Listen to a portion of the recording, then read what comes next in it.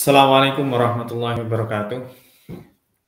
Alhamdulillahirabbil alamin, wassalatu wassalamu ala asyrofil anbiya'i wal mursalin wa ala alihi wa sahbihi ajma'in. Rabbi shrah li sadri wa yassir li amri wa hlul 'uqdatam min lisani yafqahu qawli. Amin. Bertemu kembali pada kesempatan kali ini diskusi tentang tafsir ilmi, yang pada kesempatan kali ini kita akan berbincang, membahas, berdiskusi tentang keberadaan alien atau makhluk asing dan juga pemindahan singgasana Ratu Bilqis. Nah, apa isyarat yang disampaikan dalam Al-Quran dan apa yang telah terjadi di dunia ilmu pengetahuan? Mari kita simak.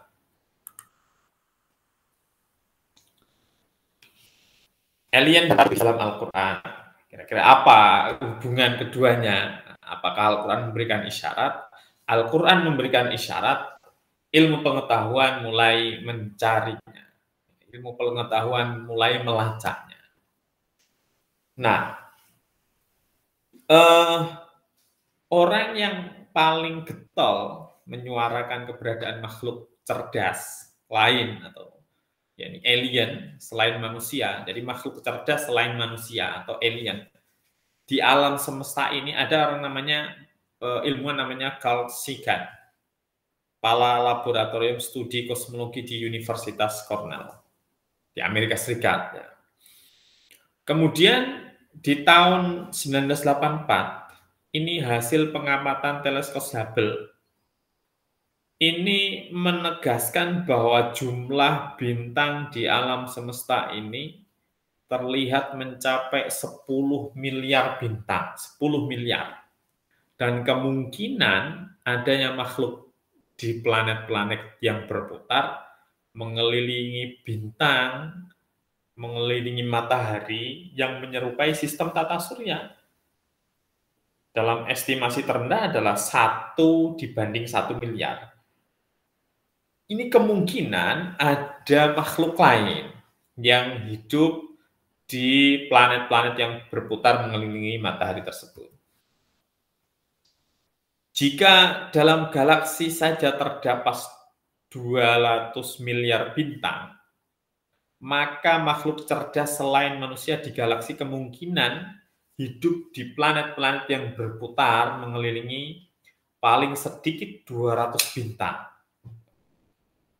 Ini dari sisi teori.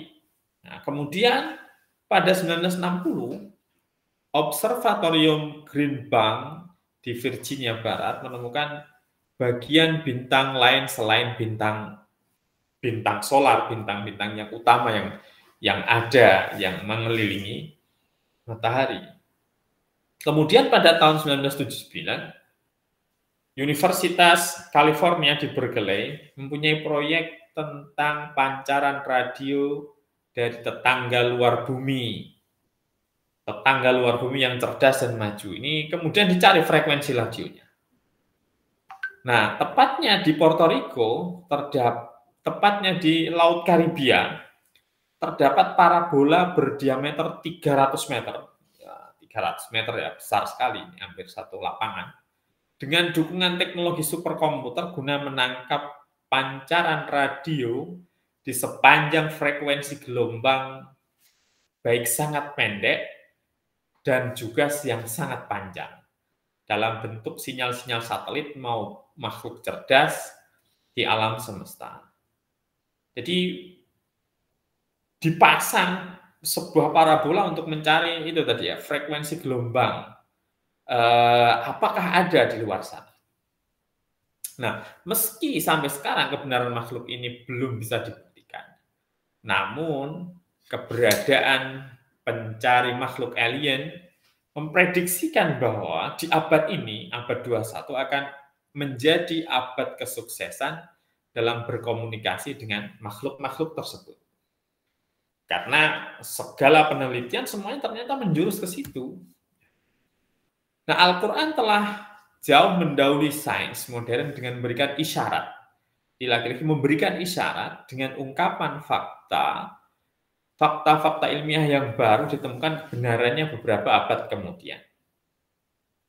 Maka tidak perlu heran jika sekarang Al-Quran membawa informasi kepada umat berupa fakta-fakta yang belum terungkap hingga sekarang, yaitu tentang keberadaan makhluk hidup di langit yang menyerupai kehidupan makhluk di bumi. Ayatnya apa? Wa min ayatihi khalqus samawati wal ard wa ma batha fihima min dabbah wa huwa ala jam'ihim idza yasha'u qadir. Di antaranya kebesaran Allah adalah menciptakan langit dan bumi dan makhluk-makhluk yang melata yang disebarkan, yang dia sebarkan pada keduanya di langit dan di bumi. Ada makhluk melata, makhluk yang hidup di permukaan. Itu dabah ya, melata. Dan dia maha kuasa mengumpulkan semuanya apabila dia kehendaki. Ini adalah isyarat bahwa ternyata ada isyarat adanya makhluk hidup cerdas lain selain manusia yang mungkin berada di planet dan di tata surya yang lain. Jadi ini isyarat pertama Al-Quran tentang ini. Kemudian juga terdapat fenomena pemindahan singgasana Ratu Bilqis. Ya. Pemindahan singgasana Ratu Bilqis. Sebagian orang mungkin beranggapan bahwa kisah pemindahan singgasana Ratu Bilqis ke istana Nabi Sulaiman dalam waktu sekejap adalah sihir.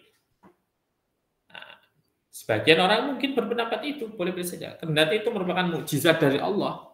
Akan tetapi sains modern mulai menunjukkan bahwa peristiwa tersebut sangat mungkin terjadi dari kacamata ilmiah. Kenapa? Karena energi dan materi adalah prototipe yang berbeda dari satu jenis benda yang sama. Karena ada satu kemiripan antara materi dan energi, itu mirip. Jadi hampir mirip. Jadi ini kemungkinan bisa saja jadi materi kemudian ditransfer menjadi energi. Materi dapat berubah menjadi energi dan energi dapat berubah menjadi materi. Buktinya, manusia kini telah berhasil merubah materi menjadi energi dengan proses reaksi atom yang menghasilkan energi listrik. Ini mulai ada penelitian-penelitian yang ternyata membenarkan, mulai menggiring ke situ. Sebaliknya, manusia juga telah berhasil merubah energi menjadi bentuk materi.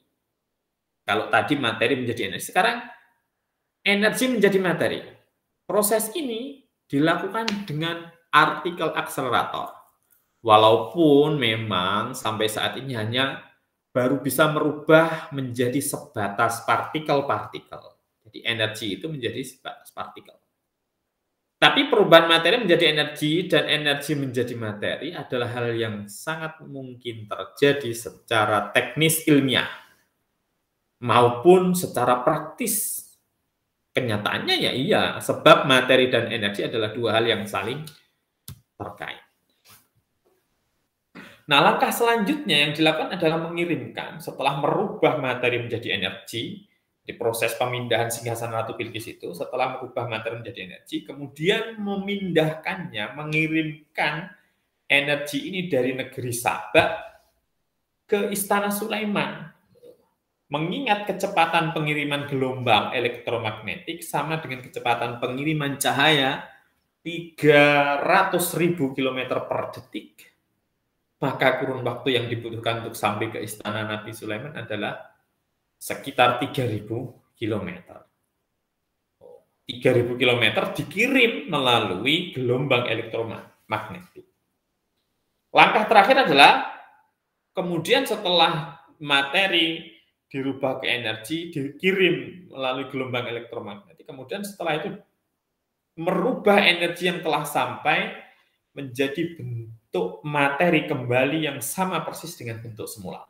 Itu proses pemindahannya sebetulnya seperti itu. Nah, manusia abad 20 bahkan 21 memang belum mampu melakukan manuver yang dilakukan oleh orang yang berilmu di masa Nabi Sulaiman, seperti dalam ayat surat An-Naml ayat 40 itu, pada lebih dari 200 tahun silam, itu belum mampu sekarang. Tapi apakah itu kemudian tidak mungkin?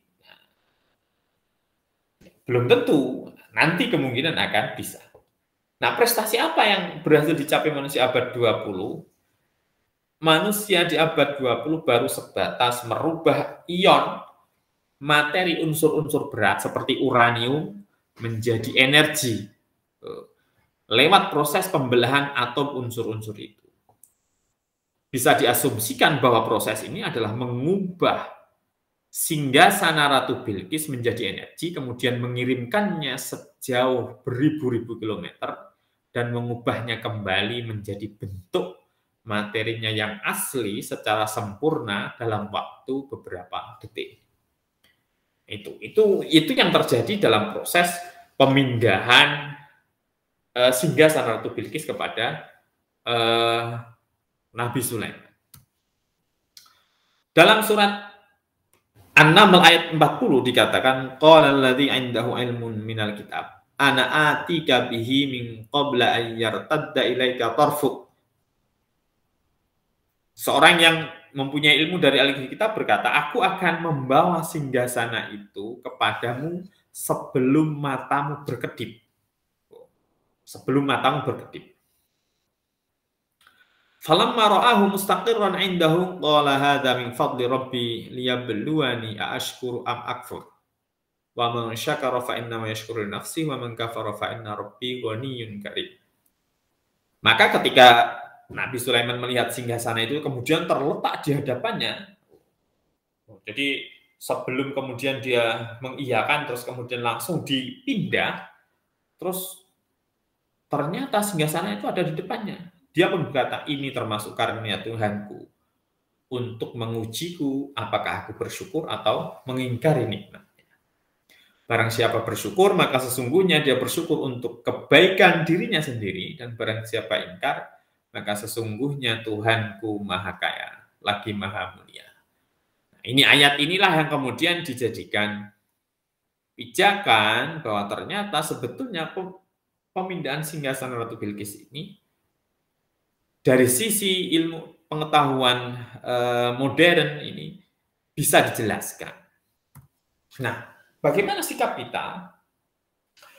Menurut Quraisy, semisal nanti pencarian ilmiah membuktikan atas kebenaran tersebut ternyata memang benar ditemukan, jadi frekuensi itu kemudian bisa ditemukan, kemudian orang bisa berkomunikasi dengan alien, kemudian atau kasus yang kedua bahwa kemudian orang itu, para ilmuwan mampu merubah itu tadi ya, energi menjadi materi, menjadi energi, kemudian energi menjadi materi lagi. Kok ternyata bisa dibuktikan, maka umat Islam sejatinya tidak perlu terguncang imannya. Bahkan melalui isyarat-isyarat dalam Al-Quran, umat Islam bisa ikut membenarkan penemuan-penemuan tersebut. Jadi, karena kita sudah diketahui, sudah dikasih isyarat dalam Al-Quran. Jadi yang kita dapatkan adalah kepercayaan berganda. Jadi, satu dari penelitian ilmiah, dan yang kedua adalah dari kitab suci Al-Quran itu sendiri. Nah, maka dari itu, keberadaan Al-Quran adalah kitab yang melampaui ilmu, melampaui batas ruang dan waktu. Ini harus kita jadikan pedoman. Jadi, bahwa memang Al-Quran adalah kitab suci yang bukan bikinan manusia, tapi itu adalah min indillah. Jadi, ada ilmu pengetahuan yang kemudian membenarkan isyarat-isyarat itu, maka ini harusnya akan menjadikan kita semakin yakin dan semakin mendekatkan diri kepada Allah. Itu saja yang bisa saya sampaikan, semoga bermanfaat. Wallahu muwaffiq ila aqwamit thoriq. Assalamualaikum warahmatullahi wabarakatuh.